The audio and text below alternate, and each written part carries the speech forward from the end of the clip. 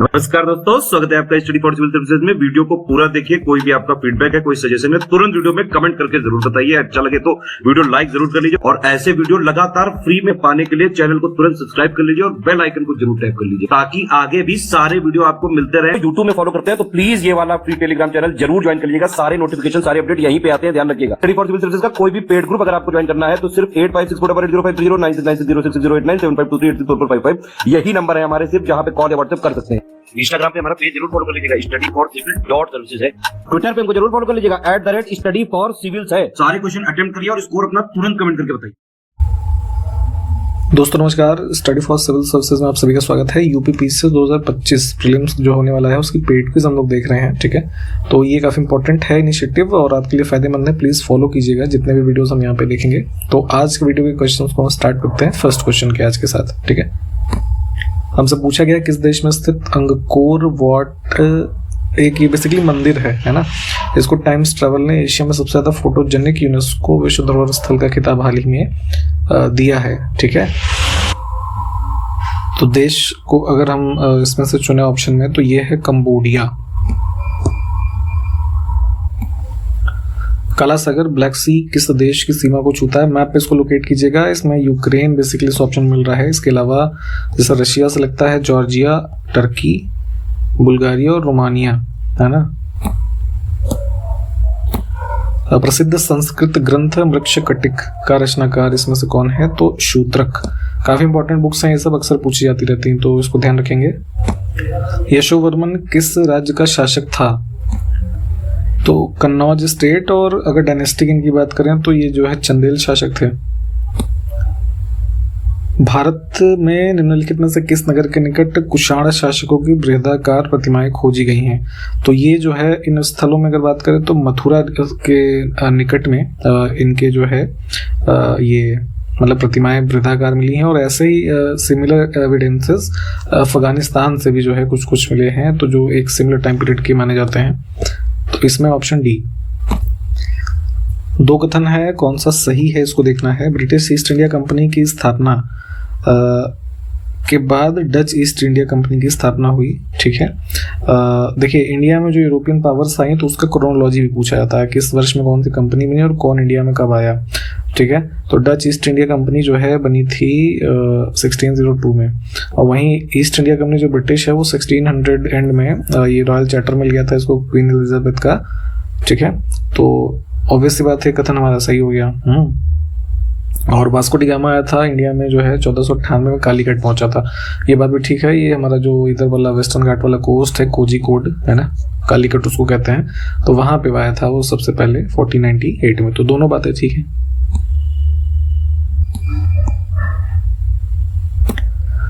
गहरे समुद्री गोताखोरों के द्वारा सांस लेने में सहायता के लिए प्रयोग किया जाता है जो सिलेंडर, तो उसमें ऑक्सीजन के साथ साथ किसका मिश्रण होता है? तो ऑक्सीजन और ये हीलियम, है ना, ऑप्शन बी।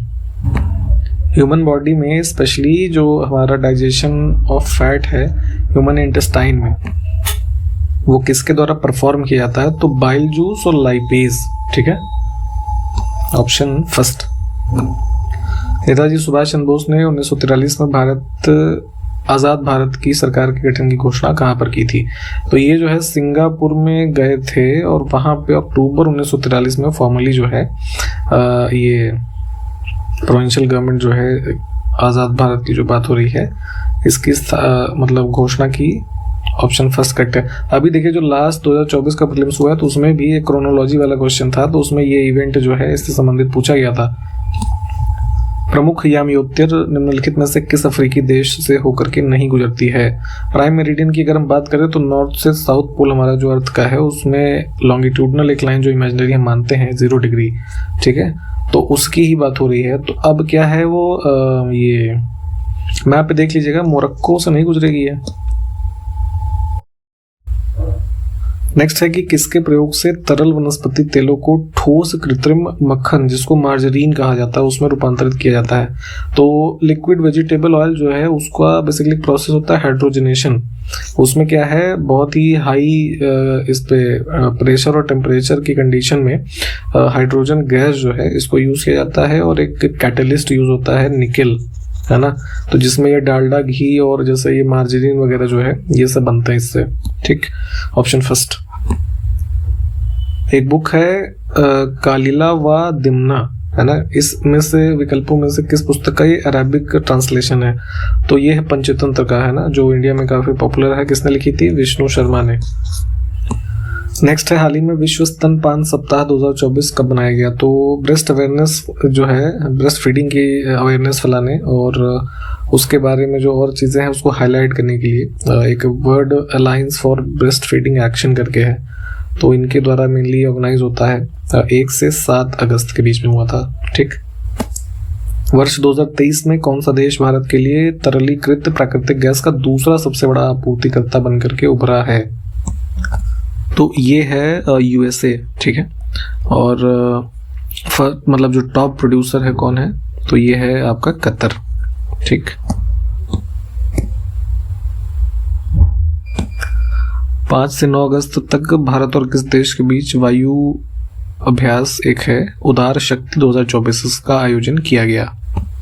तो ये हुआ था मलेशिया में। ठीक है,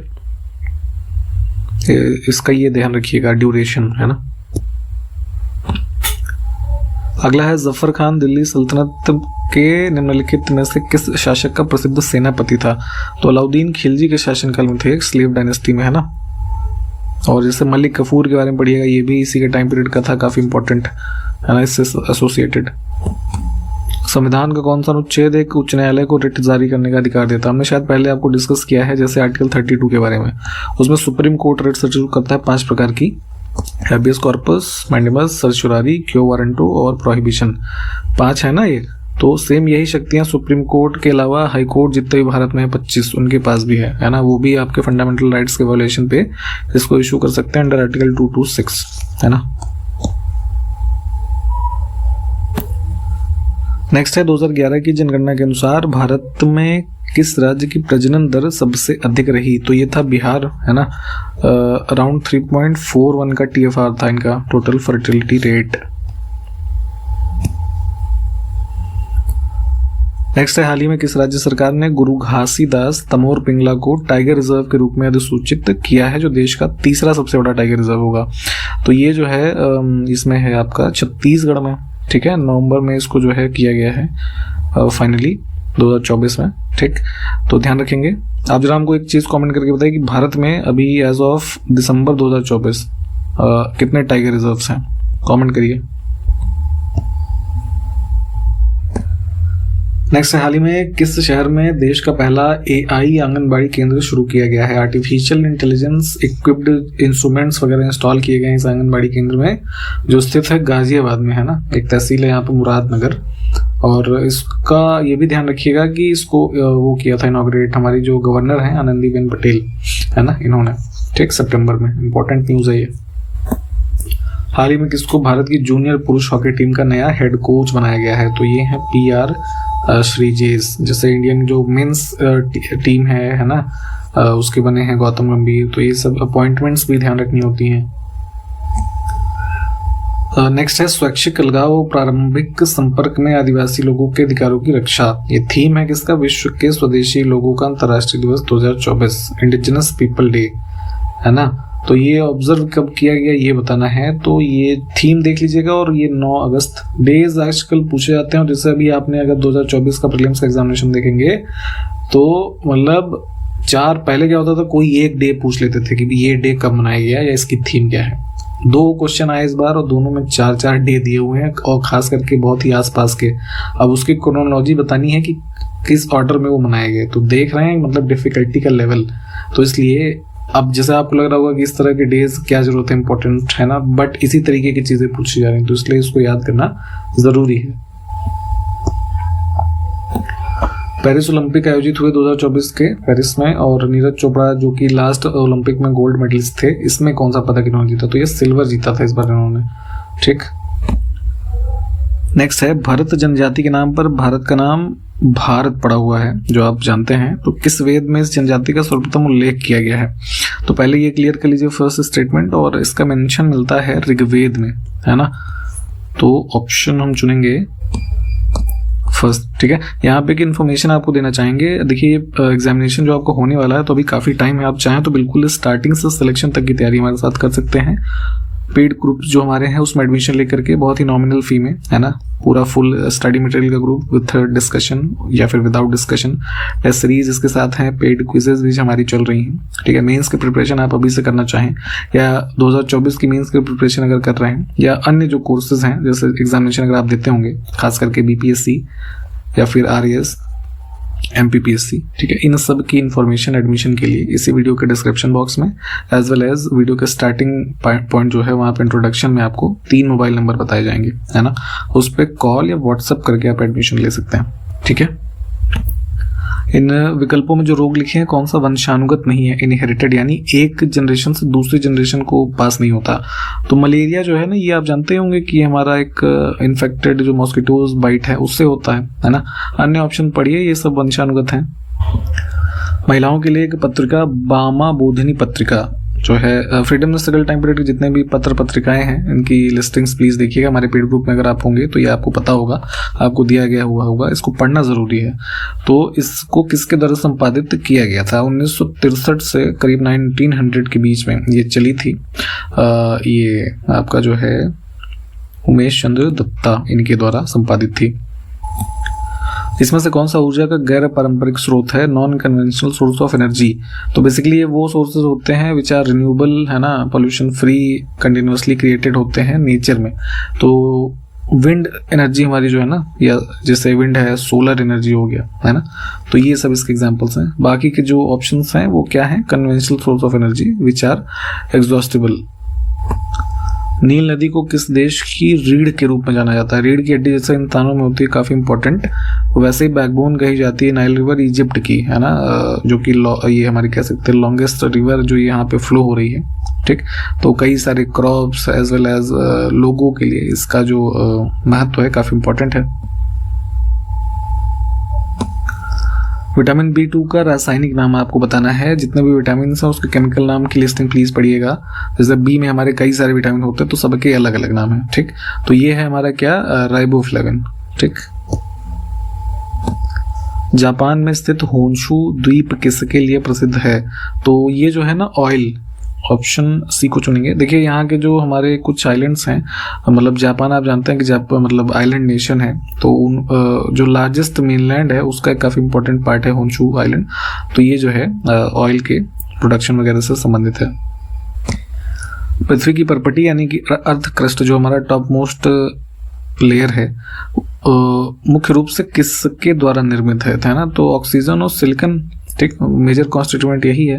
पहले भी हमने जो अन्य पार्ट है उसके बारे में बताया हुआ है अर्थ के, तो प्लीज जो मतलब कॉम्पोजिशन है अर्थ का उसको देखिए कि कहाँ पे कौन सा लेयर है और क्या चीजें पाई जा रही हैं। वैश्विक प्रवासी महिला कबड्डी लीग का पहला संस्करण किस राज्य में आयोजित किया गया?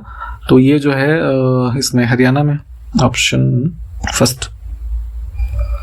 हाल ही में प्रकाशित पुस्तक भारत के 75 महान क्रांतिकारी किसने लिखी है? इंपॉर्टेंट बुक है ये, बीजेपी के MP हैं बिहार राज्य से, भीम सिंह, ठीक है, इन्होंने लिखी है और इसको रिलीज किया था हमारे राज्यसभा के जो डेप्यूटी चेयरमैन है हरिवंश, है ना, इनके द्वारा। पेरिस ओलंपिक आयोजित हुए 2024 के अगस्त के आसपास और पदक तालिका में 1 सिल्वर मेडल और 5 ब्रॉन्ज मेडल के साथ भारत किस स्थान पर रहा? तो 71st पोजीशन रही इंडिया की। काफी निराशाजनक ही है एक तरीके से। अब इसमें सिल्वर अभी हमने ऊपर बात की नीरज चोपड़ा को मिला था, ठीक है। इसके अलावा जैसे जो 5 अन्य ब्रॉन्ज हैं, तो जैसे एक तो ये हॉकी टीम को मिल गया था, ठीक है, फिर ये मनु भाकर को एक अलग से, फिर एक कॉमन था मनु भाकर और सरबजोत सिंह थे इनके लिए, और फिर एक स्वप्निल कुसाले करके प्लेयर हैं और अमन सहरावत, तो ये लोग हैं कुल। अंतर्राष्ट्रीय युवा दिवस हर साल 12 अगस्त को मनाया जाता है। इसको पहली बार कब मनाया गया था? तो ये वर्ष 2000 में। आप जरा ये बताइए नेशनल यूथ डे इंडिया में कब मनाते हैं? कमेंट करके बताइए।